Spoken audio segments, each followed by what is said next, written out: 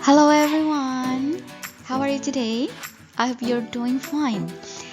Meet me again with Miss Dinar, and today we're going to talk about structure sentences with one clause. So what are you going to learn in this session? Here, you're going to learn two skills related to sentence with one clause. They are skill 4 and 5. Skill 4 is about present participle and skill 5 is about past participle. Now let's start from skill 4, present participle. See the following sentence. The man is wearing a blue hat. From this sentence, you can notice that the verb is wearing, while the subject is the man. Now, I want you to focus on the verb of the sentence. Fokus pada predikat kalimat ini. The verb is wearing. So here, you can see verb ing form. Di sini ada bentuk verb ing, yaitu wearing. Dan wearing di sini berfungsi sebagai bagian dari predikat dari kalimat tersebut yang muncul setelah to be is. So here, wearing is present participle function as a part of the verb which comes after to be is. But what about the next one? The man wearing a blue hat is my brother. From this sentence, you can notice that there are two possible verbs. Ada dua kemungkinan kata kerja di situ. Yang pertama adalah wearing, yang kedua adalah is. Remember, one sentence only consists of one verb. Satu kalimat hanya terdiri dari satu kata kerja atau satu predikat. So, what is actually the verb of the sentence? Yang mana predikatnya? Apakah wearing atau is?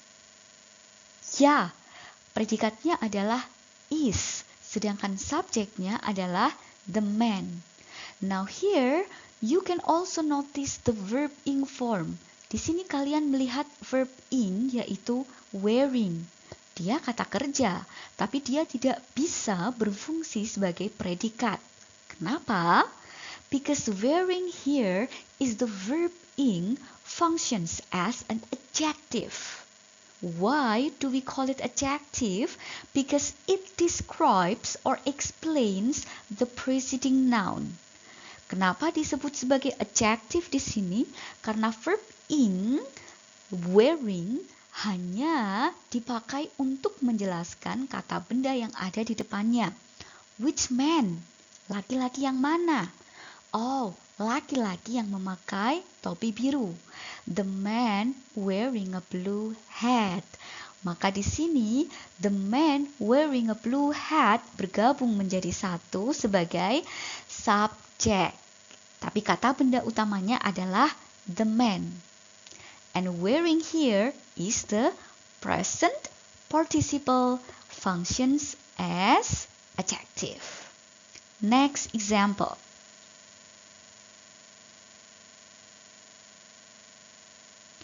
Tina was calling me last night. Here, you already know that the verb is was calling while the subject is Tina. It's very easy. You already have the verb ing form calling. Remember, here calling functions as a part of a verb. Karena berfungsi sebagai bagian dari predikat, maka dia tidak bisa berdiri sendiri. Dia harus berada setelah to be, yaitu was.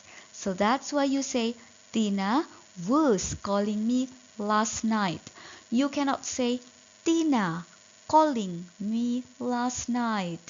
Karena verb ing di sini tidak bisa berdiri sendiri. Harus berada di belakang to be. Next. The girl calling me last night was Tina. So here you can find the verb was and the subject the girl calling me last night. Nah, sama dengan contoh sebelumnya. Kenapa di sini calling me last night atau verb in calling hanya berfungsi sebagai adjective? Karena calling me last night hanya menjelaskan kata benda yang ada di depannya. Which girl? Perempuan yang mana? Perempuan yang menelponku tadi malam. So that's why calling here functions as an adjective describing the girl. Nah, if you take a look closer at the present participle as adjective here, you can notice that there is no be. Jika kalian lihat, kalian amati di sini, untuk present participle yang berfungsi sebagai adjective, tidak pernah ada to be di depannya. Jadi hanya the man wearing a blue hat atau the girl calling me last night. Kenapa tidak ada be? Kenapa tidak ada is, am, are, was, were? Karena sekali lagi verb in di sini hanya berfungsi sebagai adjective yang menjelaskan kata benda di depannya. Dia tidak berfungsi sebagai predikat dari kalimat. So, remember please, present participle is a verb in form. For example, working, singing, taking, looking, making, building, developing, renovating, and so on and so forth. And present participle can function as two.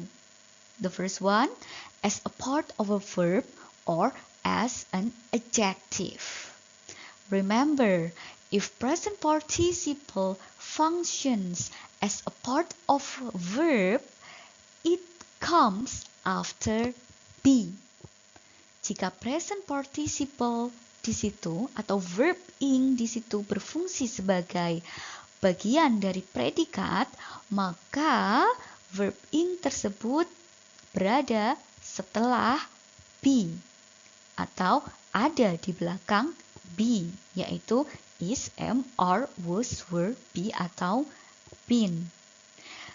If the present participle functions as adjective, it means there is no be. Jika present participle atau verb in berfungsi sebagai adjektif yang menerangkan kata benda di depannya, maka tentu tidak ada be. Tidak ada bentuk is, am, are, was, were, be, atau been. That's all for present participle. Now let's continue next to skill 5, past participle. See the following example.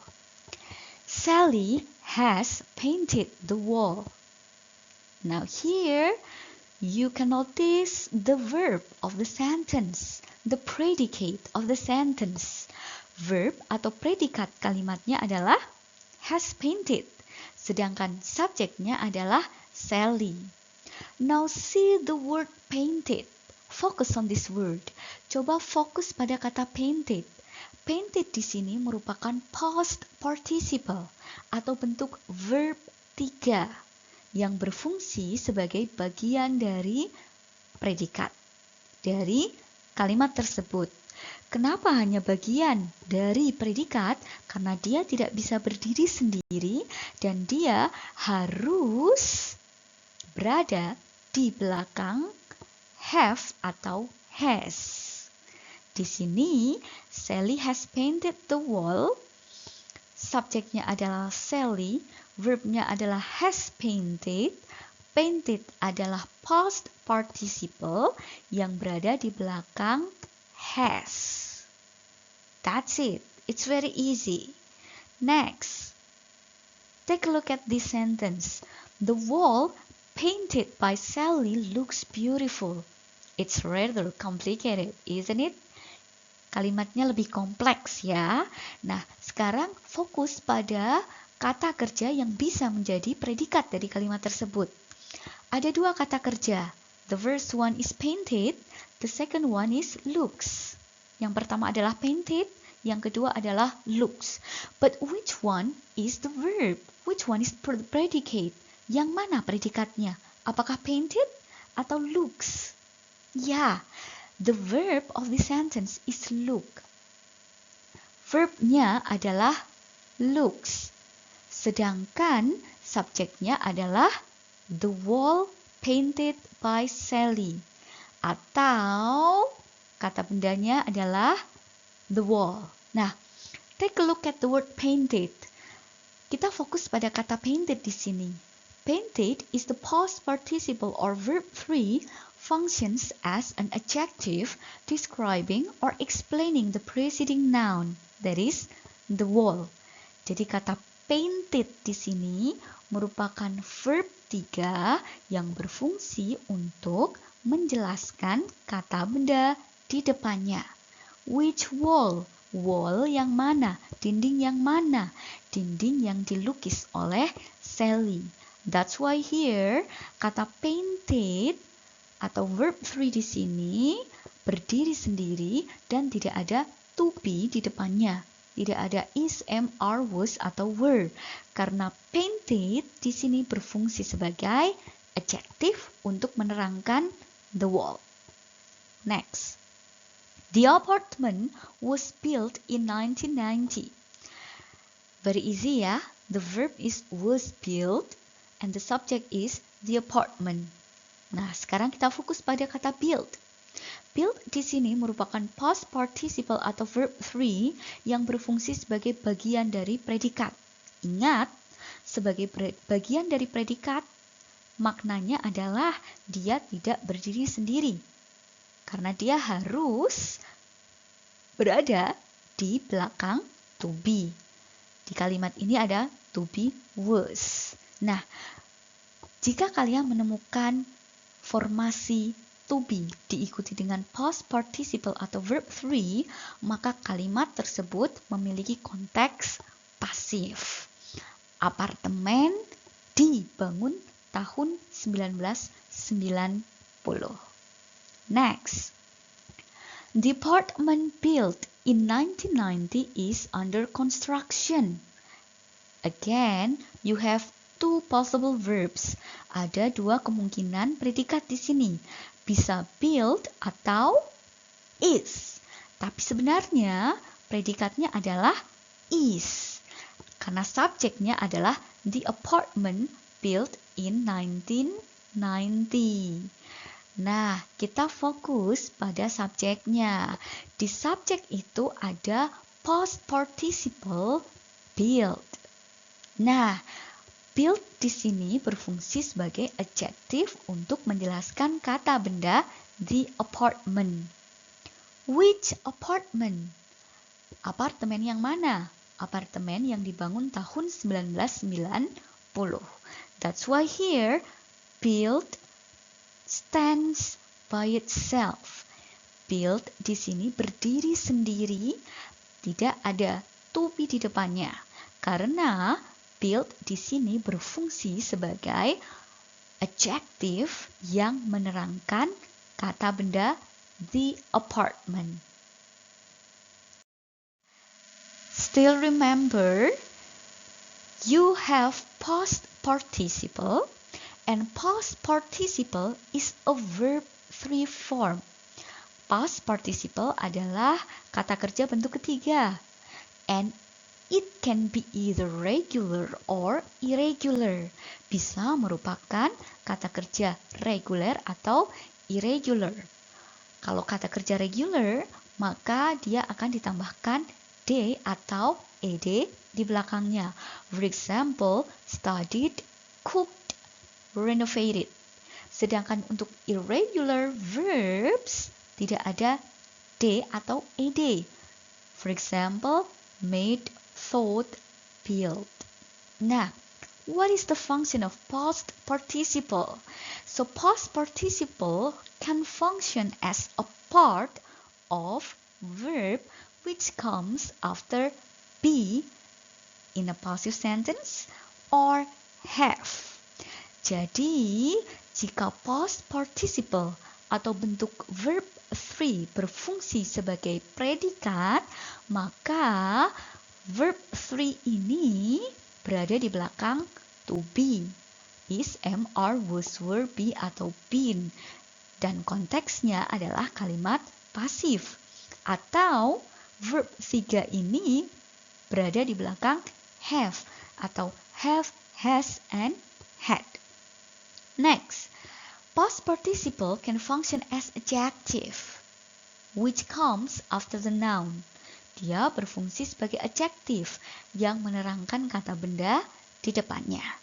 Tandanya adalah tidak ada to be, yaitu is, am, are, was, be, or been. Now let's do the exercise together. I want you to identify the verb, subject, and present or past participle, then decide whether the sentence is correct or incorrect. I give you 2 examples. See example 1. The chapters were taught by the professor will be on the exam next week. I want you to identify the verb. Ada 2 possible verbs. Ada 2 verbs di situ, tapi hanya 1 yang bisa menjadi predikat kalimat. Ingat, kalimat hanya terdiri dari 1 predikat atau 1 verb. We can have were taught and will be. Kira-kira mana verbnya? Ya, verbnya adalah will. Predikat dari kalimat ini adalah will. Nah, sudah ketemu ya will-nya atau verbnya. Sekarang, what comes before the verb is the subject. Yang berada di depan predikat adalah subjeknya. Jadi kita punya subjek, the chapters were taught by the professor. Panjang ya. Tapi kita lihat di sini, kata bendanya adalah the chapters. Jadi subjeknya sebenarnya adalah the chapters. Nah, sekarang kita fokus pada subjeknya. The chapters were taught by the professor. Kita lihat ada bentuk past participle di sini. Ada were taught by the professor. Nah, kenapa di sini memakai were taught? Apakah bentuk past participle ini benar? Salah. Kenapa? Karena past participle di sini berfungsi untuk menjelaskan kata benda di depannya. Chapter yang mana? Chapter yang sudah diajarkan oleh profesor. Jadi ingat, jika past participle berfungsi sebagai adjektif, maka tidak pernah ada to be di depannya. Jadi, tidak boleh mengatakan the chapters were taught by the professor, tapi the chapters taught by the professor. Conclusion, this is incorrect sentence. No verb before past participle as adjective. Yang membuat salah adalah past participle-nya karena ada to be were. Ingat, tidak boleh ada to be sebelum past participle yang berfungsi sebagai adjective. Next, the first team winning 4 games is awarded the championship. Focus on the verb. Ada 2 kan kata kerjanya. Yang pertama adalah winning, yang kedua adalah is. Kira-kira yang mana verbnya? Yes, verbnya adalah is awarded. Sedangkan subjeknya adalah semua yang berada di depan predikat. The first team winning 4 games. Very long. Tapi sebenarnya subjek atau noun-nya adalah the first team. Nah, kalian bisa lihat di situ ada bentuk verb ing atau present participle, yaitu winning. Jadi kita fokus pada subjek saja. The first team winning 4 games. Kira-kira apakah verb ing di sini berfungsi sebagai bagian dari kalimat atau sebagai adjektif? Tentu saja sebagai adjektif, karena predikatnya sudah ada di belakang, yaitu is or did. Jadi di sini winning adalah adjektif. The first team winning 4 games. First team yang mana? Yang memenangkan 4 pertandingan. Jadi tidak pernah ada be di depan present participle yang berfungsi sebagai adjektif. Atau no be before present participle function as adjective. Tidak pernah ada be sebelum verb ing yang berfungsi sebagai adjective. That's why the sentence is correct. Now it's your turn. Do the same like the example. You have 5 sentences. Please identify the verb, the subject, and then present or past participle. Then after that, decide whether the sentence is correct or incorrect. Well, guys, I think that's all for today's session. We have learned about present participle and past participle. I hope you're doing well on your exercise. Thank you very much, and I'll see you next time in the next session. Bye!